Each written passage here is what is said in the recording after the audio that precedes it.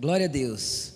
Abra sua Bíblia comigo, livro de Mateus, capítulo 13, versículo 44. Hoje nós estamos iniciando mais uma série. E a série que nós estamos iniciando hoje, nós vamos falar sobre valores do reino. Por que nós vamos falar sobre valores do reino de Deus? Porque existem coisas que têm valor no reino de Deus que a gente desvaloriza. E existem coisas que o Senhor, nós valorizamos muito e que não tem valor nenhum no reino. Quem já valorizou uma coisa que depois, para você, depois de alguns anos, já não significava mais nada? Então tem coisas que a gente valoriza demais e que no reino de Deus não tem nenhum valor. E tem coisas que a gente menospreza, ignora, despreza, mas que é extremamente valioso no reino dos céus. Então nós vamos falar um pouco de valores do reino dentro dessa série. E hoje eu quero começar a partir do texto base de Mateus, está ali, Mateus 13, nós vamos ler o 44 ao 46. E eu quero explicar um pouquinho sobre o reino de Deus, o que é isso, né?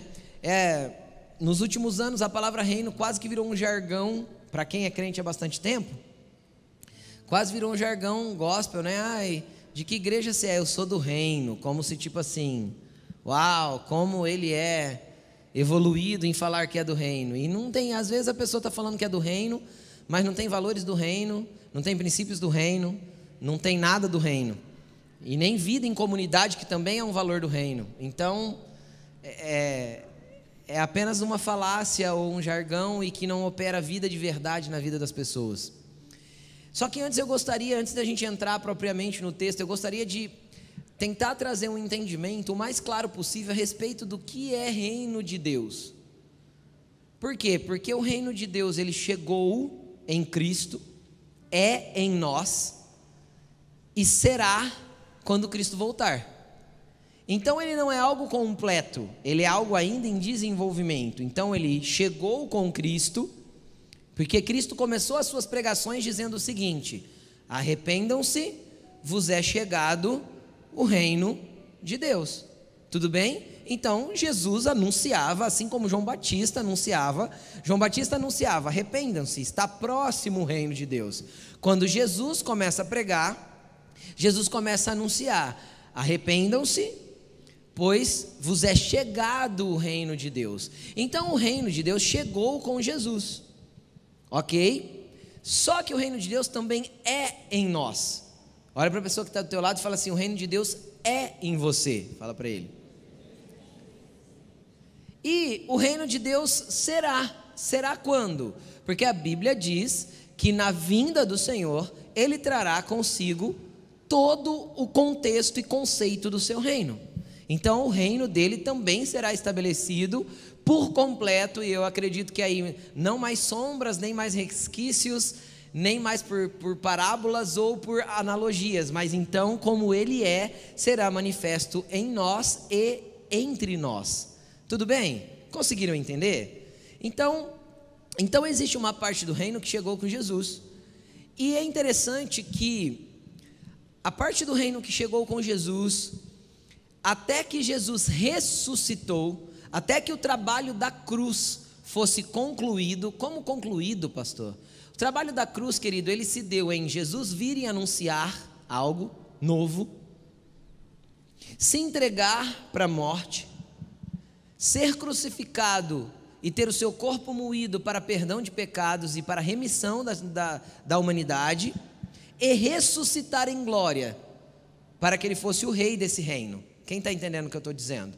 Então, o reino, enquanto Jesus estava na terra, o que ele pregava do reino é uma analogia daquilo que o reino seria. Só que a partir do momento da obra concluída da cruz, a partir do momento da obra consumada da cruz, quando Cristo disse está consumado na cruz, a partir daquele momento, então o reino que para Jesus, homem, era uma forma que ele explicava, passa a ser algo palpável e real dentro de nós. E às vezes é o que nós não entendemos, que eu já sou parte do reino de Deus. E apesar de viver na terra, eu tenho que caminhar não pelos princípios da terra, mas pelos princípios do reino de Deus, porque ele já é real em mim e eu já sou parte dele. Pegaram? Estão comigo? Então vamos continuar. Eu quero ler esse versículo com você. Esses 2 versículos, eles falam, esses 3 versículos, eles vão trazer um comparativo. Jesus fazia muito comparativo para explicar o reino de Deus. Todas as vezes que Jesus vai falar do reino de Deus, ele vai falar que o reino de Deus é semelhante a, ou como alguma coisa. Por quê? Porque Jesus sempre tentava explicar uma perspectiva do reino de Deus, presta atenção no que eu vou falar, a partir de algo da terra. Por quê? Pergunta para mim, 1, 2, 3, por quê? Porque até aquele momento o reino de Deus ainda não era nas pessoas, porque passou a ser a partir da cruz apenas. Antes da cruz o reino de Deus ainda não era. Então, para Jesus conseguir explicar o reino de Deus, ele sempre traça um paralelo de comparação. Então ele vai falar que o reino de Deus é semelhante a um grão de mostarda, ele vai falar que o reino de Deus é semelhante a um fermento que é colocado numa farinha, e ele vai dando muitas coisas da vida cotidiana das pessoas, da terra, para explicar aquilo que é o reino de Deus, porque ainda não poderia ser aqui nelas, só que em nós já pode ser. Amém? Mas eu quero entrar em uma dessas explicações de Jesus a respeito do reino de Deus, e ele vai dizer o seguinte: o reino dos céus é como um tesouro escondido num campo. É semelhante, é igual a, é como um tesouro escondido num campo. Certo homem, tendo-o encontrado, escondeu-o de novo, e então, cheio de alegria, foi, vendeu tudo o que tinha e comprou aquele campo.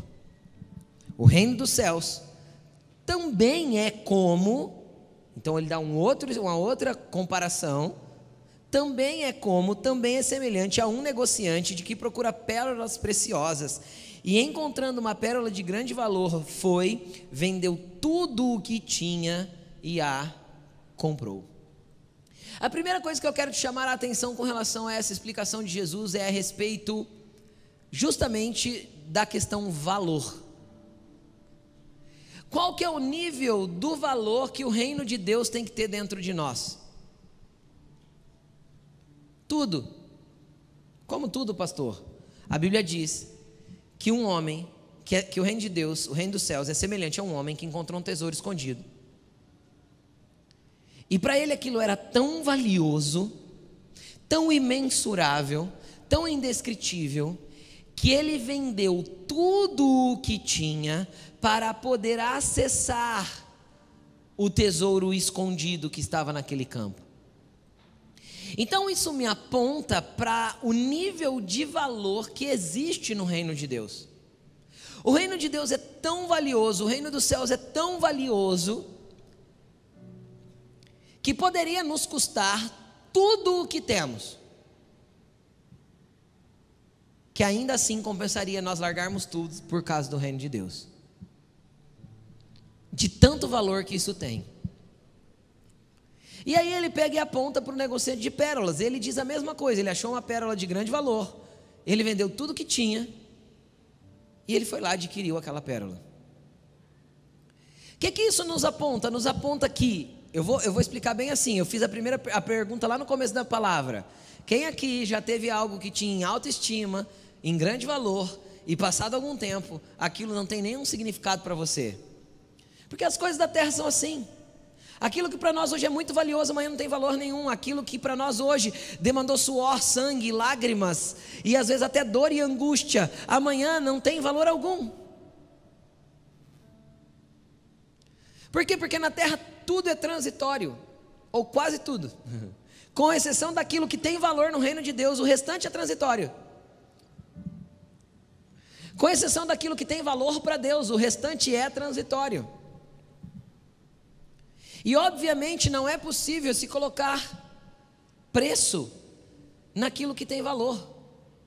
E qual que é o erro que nós caímos com relação aos valores do reino de Deus? O problema é que nós normalmente precificamos aquilo que é valioso, as coisas que têm valor. E esse é um erro muito normal do ser humano. Por quê? Porque a gente coloca preço naquilo que nunca deveria ter sido colocado preço. Pastor, explique isso direito. Coisas que são valiosas para Deus, e eu quero dar alguns exemplos. Alguns princípios que Deus tem. Um dos princípios de Deus, por exemplo, é a família. Pai de família, eu quero te fazer uma pergunta. Qual o preço que você colocaria no seu filho? É possível? Alguém conseguiria precificar o valor de um filho? Não é possível. Quem não é pai, não é mãe, às vezes não entende o que eu estou falando, mas não é possível. Por quê? Porque um valor de um filho é imensurável. É por isso que quando uma pessoa perde o cônjuge, ela é chamada de viúva ou viúva. Quando um filho perde um pai, ele é chamado de órfão. Mas quando um pai perde um filho, uma mãe perde um filho, não tem nome. Porque não tem como quantificar nem a dor, nem o valor do que foi perdido.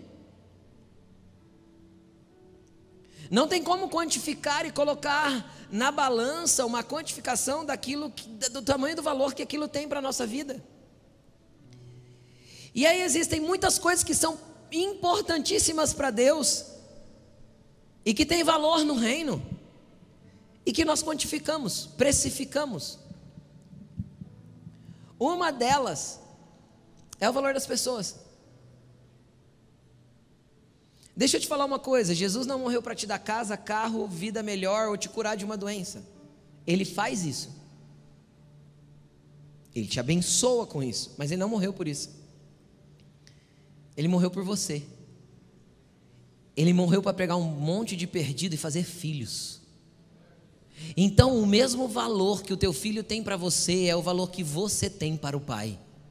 Você consegue entender isso? Não existe como mensurar o que Deus sente por nós.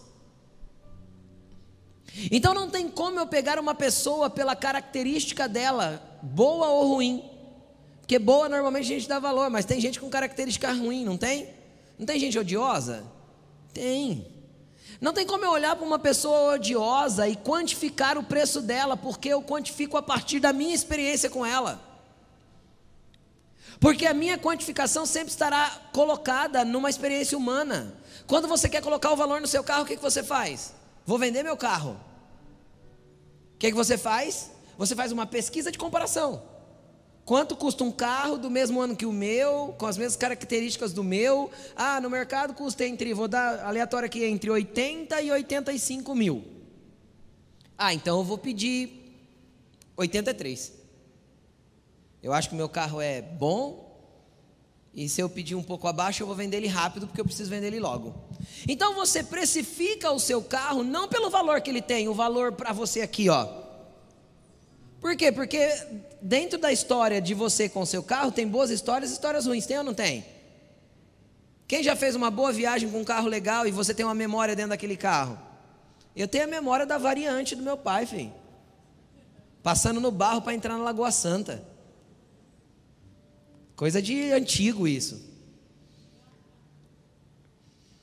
Não tem como não ter memórias. E essas memórias têm valor. Você concorda comigo? Só que você não vai se prender a um bem e deixar de precificá-lo, porque as memórias têm valor para você. Porque a memória você guarda aqui, guarda aqui. O carro você precisa desfazer. Agora deixa eu te explicar uma coisa. Aquilo que tem valor para o reino de Deus não tem como ser precificado. Por quê? Porque toda precificação vai partir da minha experiência pessoal e do meu comparativo.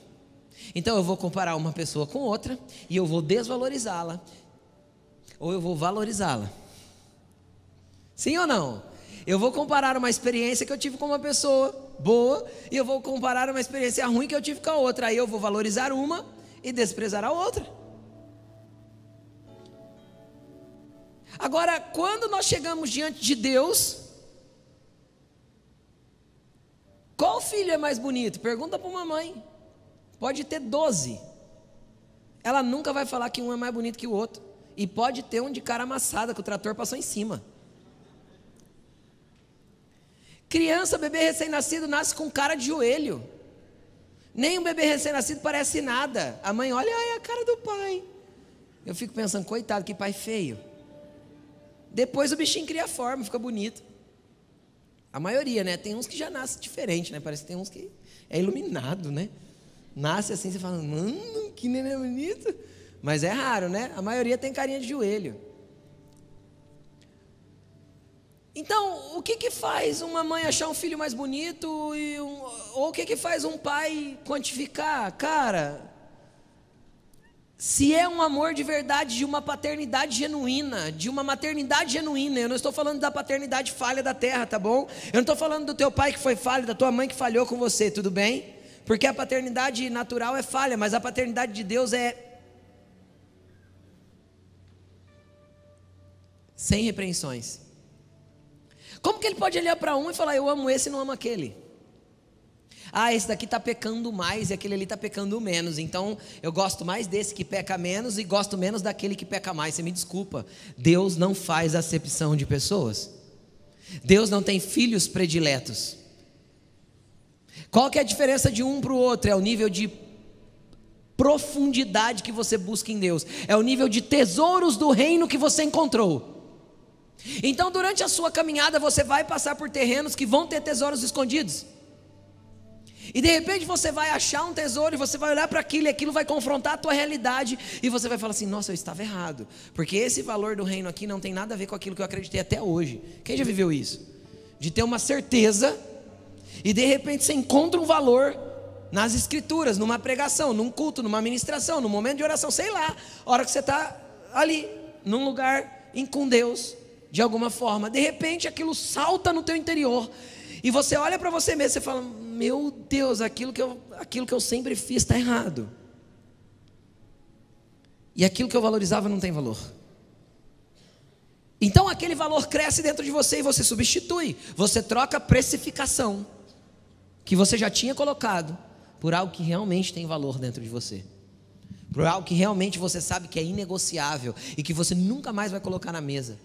Porque tem coisas que a gente nem coloca na mesa mais. Eu e a Elaine estamos casados há 24 anos, vamos fazer 25 anos de casado mês que vem. Bodas de prata já. Cara, se tem uma coisa que a gente não coloca mais na mesa, em qualquer discussão que a gente tenha, porque a gente discute também,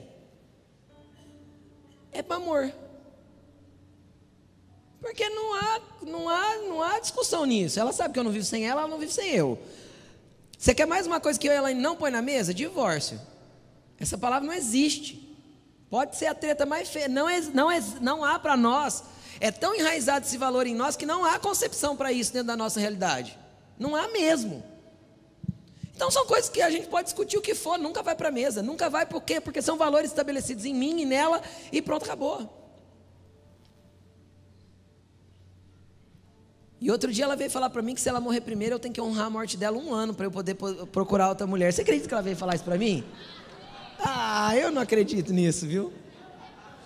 Ela veio falar isso para mim. Falei, olha, eu vou te falar, tem que escutar umas coisas dessas, viu? Vamos seguir, né? Vamos seguir. Por quê? Porque são coisas que para nós tem tanto valor, está tão enraizado em nós, que tipo, isso já é imutável. Não tem como precificar. Entende?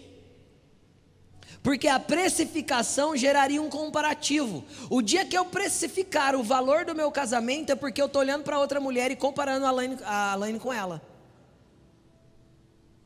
Então eu começo por preço. Então eu vou até aqui porque daqui para frente eu não vou mais porque eu precifiquei.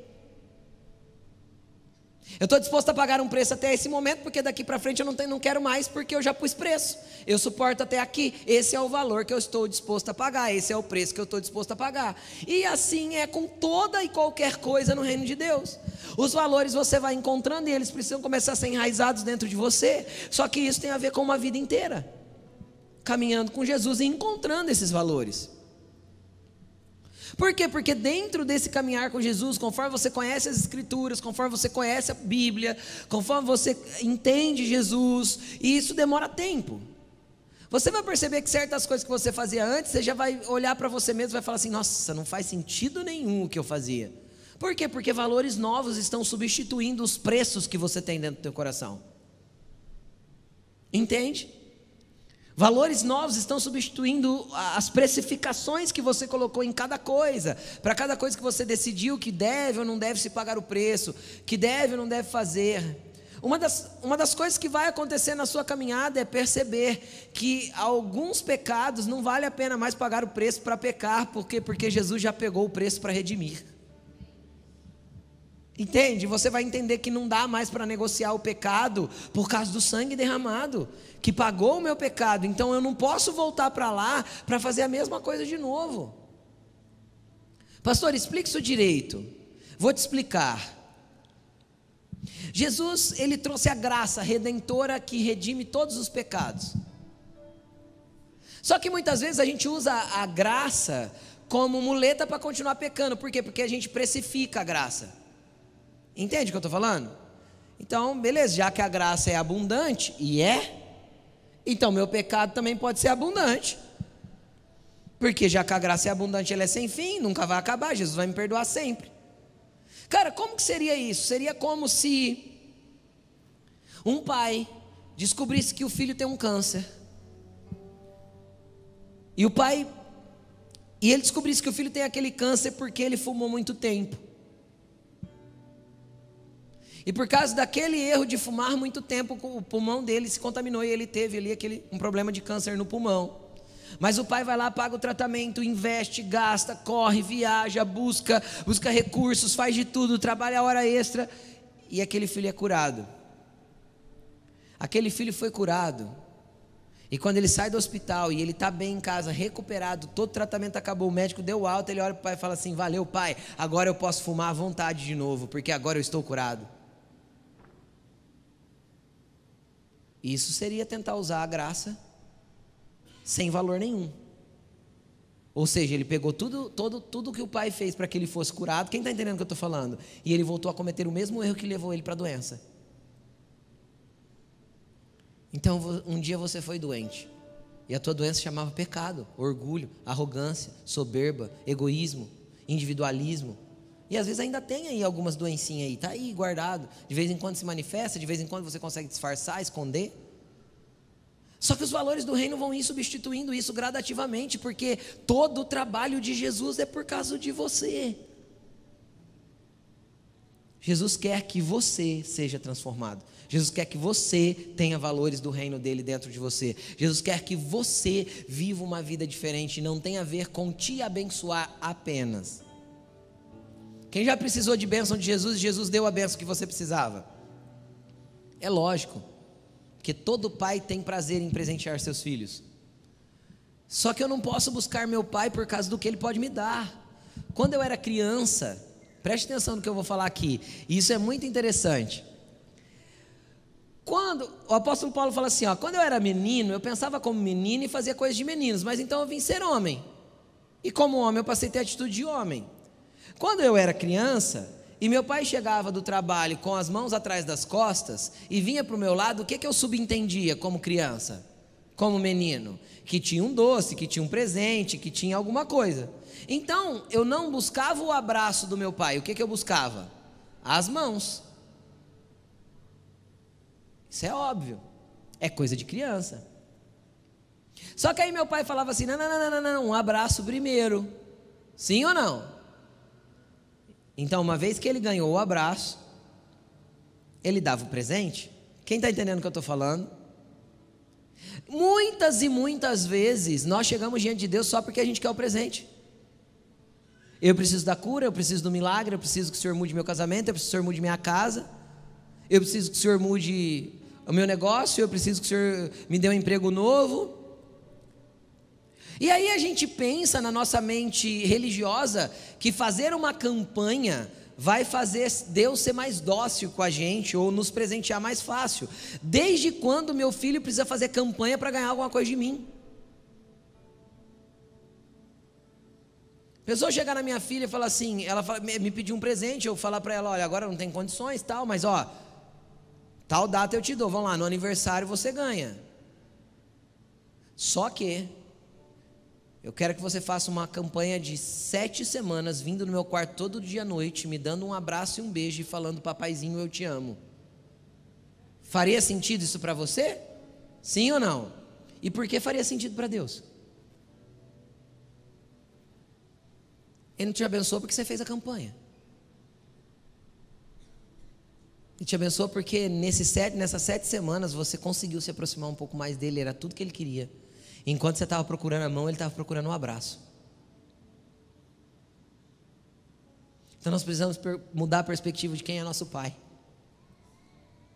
Ele é o pai do abraço. Ele é o pai que não quer apenas te abençoar, mas ele quer te transformar. É você que ele quer. É a tua vida, é o teu coração, é a tua história, é a tua mudança de perspectiva a partir de uma perspectiva do reino, é a tua estrutura sendo mexida. É isso que o papai quer. E ele não vai mudar, porque os homens criaram mecanismos religiosos para poder falar qualquer coisa. Pastor, eu não posso mais pedir oração, então eu não posso mais. Pode. Até porque a Bíblia manda nós orarmos uns pelos outros. E a oração que é poderosa não é a do pastor, segundo a Bíblia, é a do justo. Então pode ter o irmão que está sentado do teu lado justo e pode ter o pastor injusto. Então a oração poderosa e eficaz é a do justo. E se você for justo em Deus, nós vamos falar sobre isso já, é a tua oração que é a poderosa. E é coisas que nós precisamos passar a entender como filhos. Pergunta para mim se um dia eu quis ser pastor. Eu nunca. Por quê? Porque ser filho para mim já basta. É o suficiente. Eu fui alcançado, resgatado, redimido e perdoado. Sou filho. Uau, tá ótimo, não preciso de mais nada. Porque nada mais vai satisfazer a minha alma. Quem está entendendo o que eu estou falando, gente? Vocês estão comigo? Eu quero muito que vocês entendam essa perspectiva do tamanho do teu papai. Ele é grande. E ele quer você. Não o que você pode dar, o que você pode fazer. Deus não troca amor pelo serviço. De jeito nenhum. É você que ele quer. Mas vamos continuar. Entendida essa perspectiva, eu quero ler com você. Eu falei que Jesus usou um comparativo de como. Sempre ele usava um paralelo humano para explicar o tamanho do valor. Aí aqui ele explica realmente, ó, o reino de Deus, você deveria dar tudo por ele. Esse é o nível do valor que tem as coisas do reino de Deus. Mas então eu vou para o apóstolo Paulo, porque o apóstolo Paulo, os escritos dele estão depois do Cristo ressurreto. Quem está entendendo o que eu estou falando? As palavras de Jesus ainda era o Cristo homem. As palavras de Paulo vieram depois do Cristo ressurreto, na revelação do evangelho que Deus lhe deu. Então eu quero ler com você o que está escrito em Romanos 14. Romanos capítulo 14, versículo 17. Olha a afirmação aqui de Paulo. Primeiro deixa eu te colocar no contexto. Paulo escreveu essa carta para a igreja que estava em Roma, por isso chama Romanos. E a igreja que estava em Roma estava com um problema. Qual que era o problema? O problema é que lá em Roma morava gente de todo tipo. Sabe assim, igual São Paulo? Era uma capital. Segundo historiadores, Roma nos dias de Jesus tinha 2 milhões de habitantes. É muito grande para uma cidade da época. Certo? E aí, era aquela cidade multicultural. Por quê? Porque ela era a capital do Império Romano. E o Império Romano se estendia de quase do litoral aqui do Portugal, quase, até as regiões para lá de Jerusalém, para o lado da Ásia. Era muito grande o Império Romano. E aí nós temos uma cidade capital que era Roma. Estão comigo? E aí, ali tinha de tudo. E nasceu uma igreja lá. E Paulo era o apóstolo dessa igreja, era quem orientava essa igreja, um dos que orientava essa igreja. E aí o que aconteceu? Aconteceu que ele mandou uma carta. E aí ele mandou uma carta orientando, e dentro dessa carta, dentro dessas orientações, tinha chegado até ele que eles estavam brigando a respeito de quem era vegano e quem comia carne. É sério, não chamava vegano, mas era isso a discussão. E aí tinha um grupo da igreja, o grupo dos veganos, tinha até o gari vegano, lá na igreja de Roma. E no grupo dos veganos, eles falavam que não podia comer carne, porque não comer carne agradava a Deus. E no grupo dos churrasqueiros, comer carne agradava a Deus. Pode ler, o contexto é esse. Aí Paulo fala assim, ó, um diz que tudo pode comer e dá graças, e come. O outro diz que só come legumes, mas ele também dá graça, e ele também come. Então o que eu quero falar para vocês é que o importante não é quem come carne ou deixa de comer carne, ou quem come legume ou deixa de comer legume. O importante é a quem você está dando graça. Paulo tirou das coisas terrenas e colocou no valor do reino. O importante é agradecer a Deus pelo alimento que está na mesa, não qual o alimento está na mesa. Porque qual o alimento está na mesa, eu precifico pelo meu valor natural. Eu acho que então agora eu vou ser vegano e vou comer só legumes. É o teu valor para a tua vida. Quem está entendendo o que eu estou falando? E às vezes para vocês isso é muito importante, tudo bem. Mas não misture um valor da terra com valores do reino. O apóstolo Paulo falou assim, não, a discussão está na esfera errada. O que vocês não podem fazer? Você quer que eu amplie mais a discussão? Paulo ainda falou, vamos lá, vamos fazer vocês entenderem. Se você está no gari dos veganos e você é carnívoro, você não vai comer carne. Por quê? Porque se você come carne na frente do teu irmão que só come legume, ele se escandaliza com você, o problema não é nem a carne, nem o legume, é ele se escandalizar com você. Valor do reino. Entendeu qual que é a conversa de Paulo aqui? Então, para o teu irmão não escandalizar com você, deixa a carne. Mas se você está no gari do churrasqueiro e está tendo churrasco, dá graças e come carne.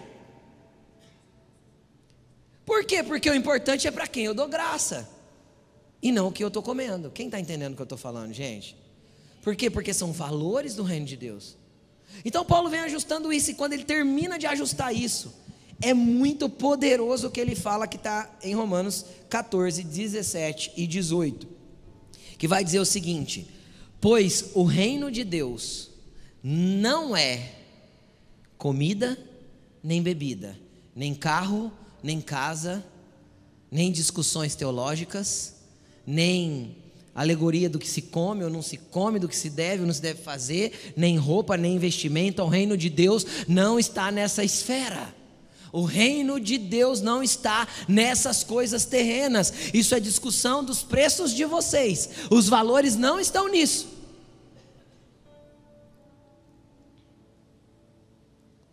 O reino de Deus é justiça, paz e alegria. Agora não é como.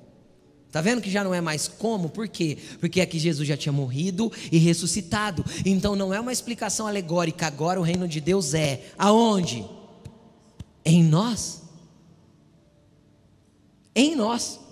E o reino de Deus é o quê? 3 palavras poderosas, e eu quero falar com você a respeito delas. Primeiro, justiça. E eu gosto muito dessa palavra porque a primeira vez que eu estudei essa palavra, eu estava estudando o Sermão da Montanha, Mateus capítulo 5, Jesus fala assim, ó: bem-aventurados ou felizes aqueles que têm fome e sede de justiça, porque eles serão fartos. E aí na nossa cabeça buga. Por quê? Porque justiça para nós, mais uma coisa que a gente precifica errado, justiça para nós é condenação e juízo, não é justiça. Vou falar de novo. Justiça para nós é quando alguém foi condenado e o juízo foi executado. Aí nós achamos que foi justiça cumprida ou justiça executada. Então a nossa mentalidade de justiça é completamente diferente da mentalidade de justiça de Deus. Deus não olha a justiça como juízo e condenação. Nós olhamos. Então é momento de você trocar um valor aí dentro agora e você entender justiça como ela é. Quando Deus fala que nós temos que ter fome e sede de justiça, não tem a ver com julgar e condenar, tem a ver com ser justo.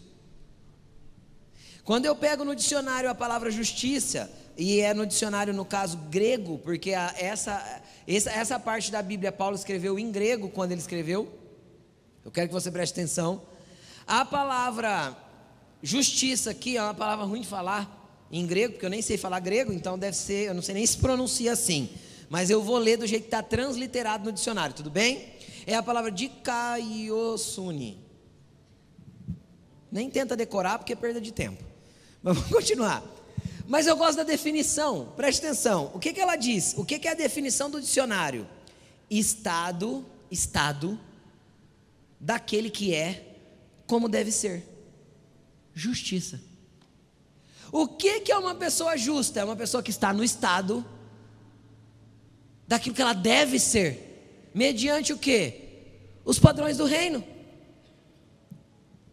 Então, a primeira operação do reino de Deus em mim é justiça, ou seja, é me colocar no lugar, é me fazer justo, é me alinhar. Porque alguma coisa que entra justo é aquilo que entra apertadinho, não é estreito, sem ficar fresta, brecha, não é assim? É algo que está justo. Eu costumo dar muito o exemplo do pedreiro e do marceneiro da casa em construção. É uma briga infinita, porque um fez a parede torta e o outro quer fazer o armário reto. O reboco de um ficou meio assim e o MDF vem retinho de fábrica. Então, a hora que ele vai encaixar, fica aquela barriga no meio. Está justo aquilo ali? Entrou justinho? Entrou certinho? Não. Quem está entendendo o que eu estou dizendo? Aí vai uma gambiarra, né? Então nós vamos afastar aqui um pouquinho, a gente põe uma ripinha na frente, dá um acabamento nele, a gente disfarça essa diferença da parede, e aí vai. Deus não quer que você trabalhe com coisas debaixo do tapete, ou pôr uma ripinha na frente para tampar a sua tortura. Isso é aquilo que você precifica. Jesus quer você justo. Jesus me quer justo, te quer justo. Só que justiça é algo que eu tenho que me abrir, o reino está em mim, mas eu deixo operar em mim a justiça de Deus, porque a justiça de Deus normalmente em mim causa alguns conflitos. Quem já percebeu depois que tinha sido injusto pelo Espírito Santo? E aí caiu a ficha e às vezes era tarde demais, às vezes já não dava mais tempo de corrigir, às vezes já não dava tempo mais de remendar, e aí ficou ruim, mas você percebeu que tinha sido injusto. Então busque no Senhor, no Espírito, o reino está em você, você é o reino de Deus, e o reino de Deus está em você, e Ele quer operar primeiro em nós, para depois operar por nós e através de nós. Segundo ponto é a paz.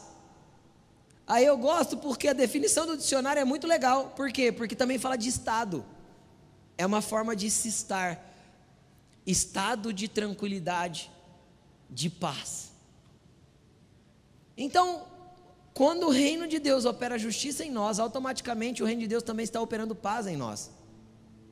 Qual que é a diferença da paz do reino e da minha paz? A minha paz é condicional. Se está tudo bem, o que eu falo para o amigo agora que eu encontro? E aí, tudo bem? Tudo na paz. Quem fala assim? Só que essa é a minha paz. E quando não está em paz? Eu tenho paz? E Jesus quer operar esse nível de paz em você. Deixo-vos a minha paz eu dou. Não dou como o mundo dá. Por que o mundo? Porque o mundo dá uma paz condicional. Ela está condicionada àquilo que está acontecendo na tua vida. E Jesus tem uma paz que não depende do que está acontecendo na tua vida. Não depende. Essa é a paz do reino. Essa é a paz do Senhor. Essa é a paz que Ele trouxe. Essa é a paz que Ele falou que Ele vai colocar aqui dentro. E por último Ele vai dizer: e alegria, paz, justiça, paz e alegria no Espírito Santo. Agora deixa eu te falar sobre alegria. Alegria é diferente de felicidade. Porque felicidade também é condicional. Tem aquele dia que você chega felizinho no trabalho, alguém te pergunta: tá feliz? É? Fala: mudei esse final de semana, tô na casa nova, tô feliz, tá legal pra caramba. Tá feliz? Troquei de carro. Vem ver. Olha lá, ó. Tá feliz? Comprei um celular novo. Tá feliz? Tá. Tava orando por um boy, Jesus me arrumou um.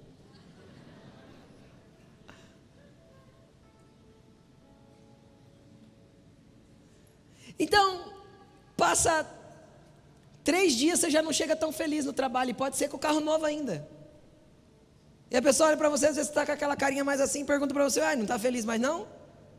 Fala, hoje o dia foi meio difícil, mas o carro não está lá fora? Tá, mas porque já passou a felicidade. Porque felicidade é passageira. A alegria é gerada pelo Espírito Santo dentro de nós. A alegria é gerada incondicionalmente daquilo que está acontecendo no exterior.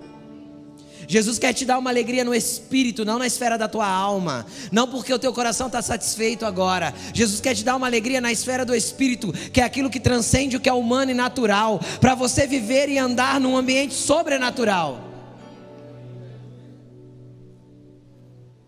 Ai pastor, então eu vou cantar aquele hino assim, ó. A alegria do Senhor é... Não, a alegria, esse texto está falando que a alegria é do... Ah tá, então a alegria do Senhor é uma, a tua é outra. Estão comigo ou não? Quando você se aproxima de Deus e alegra o coração dele, a alegria dele é a tua força. Pegou? Então a alegria dele é a tua força. A alegria de Deus gera o que em mim? Está abatido, franzino, cansado? Alegre a Deus. Vai vir como força para você. Mas a minha alegria está no Espírito Santo. Por quê? Porque o Espírito Santo é o Deus conosco, é o Deus do relacionamento diário, é o Deus que amanhece e anoitece com você, é o Deus que você pode abrir o olho, deitado na cama ainda, e com bafo, e falar para ele assim, bom dia Espírito Santo, e ele não vai deixar de te responder, nem vai mandar você escovar os dentes primeiro.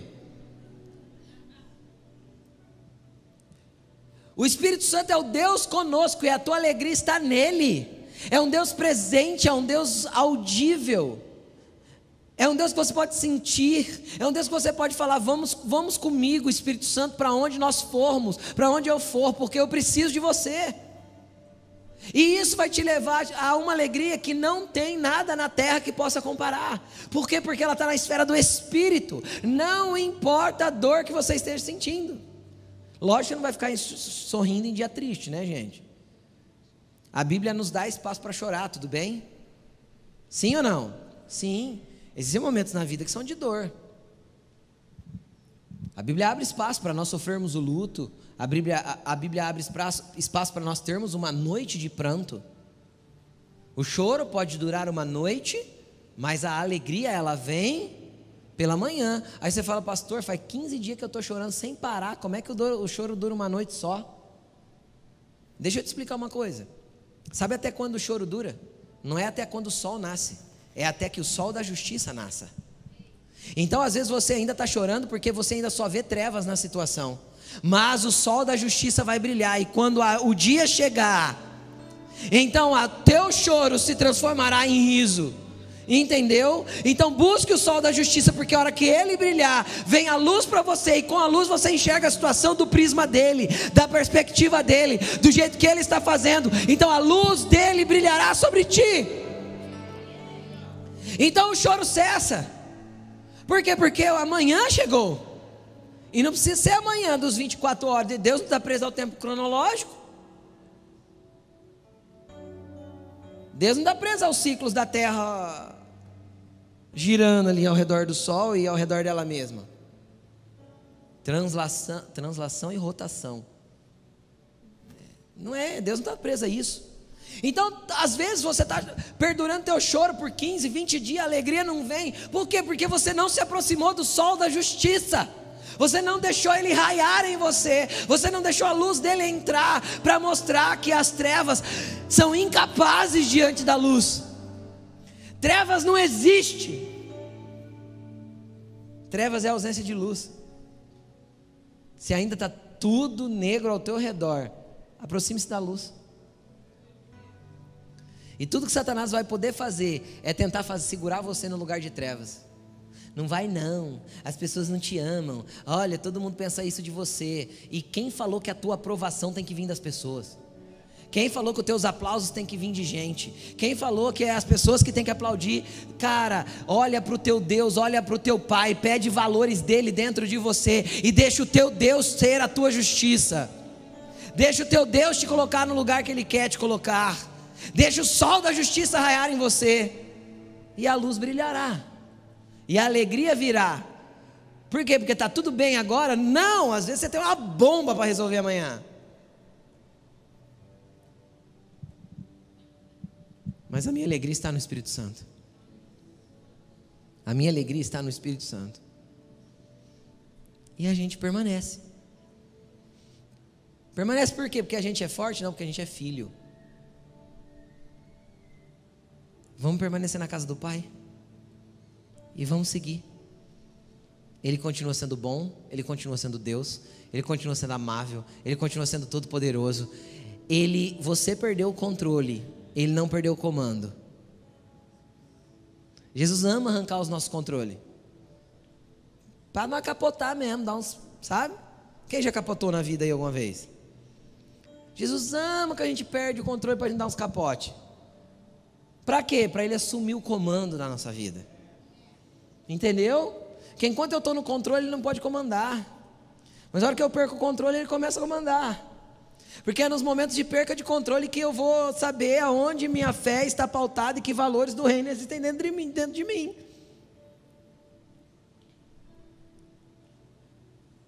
Qual que é a nossa vantagem? A vantagem é que a gente anda com Jesus, então não é capota, mas não breca. Vamos que vamos. Porque a gente anda com Deus, a gente não anda com homens. Se a gente não... Eu acho muito interessante, Deus é muito... Ai, gente, perdão da expressão, Deus é muito doido. Primeiro que Ele resolveu andar com a gente, eu já acho que Ele é doido por isso. Ele decidiu habitar dentro de nós. Isso para mim já não foge de todo sentido dele ser Deus e Ele resolver estar comigo.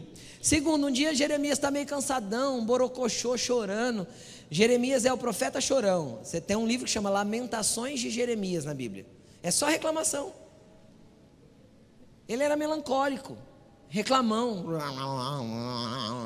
Era Jeremias, mas ouvia Deus, era um profeta usadíssimo. E um dia Deus olhou para ele e falou assim: Jeremias, você está cansado de correr com homens? E quando eu te colocar para correr com cavalos? Jeremias, o que eu tenho para você é outra velocidade, em outro movimento, em outro tipo de coisa. E você está aí murmurento e reclamento por causa do que está acontecendo na sua vida. Ô Jeremias, sai daí, vamos andar, porque Jesus está brilhando na tua vida e Ele quer mudar a tua história por completo. Jesus quer fazer brilhar o sol da justiça em você, quer te dar paz, quer te dar justiça, quer te dar alegria no Espírito Santo. Coloque-se de pé.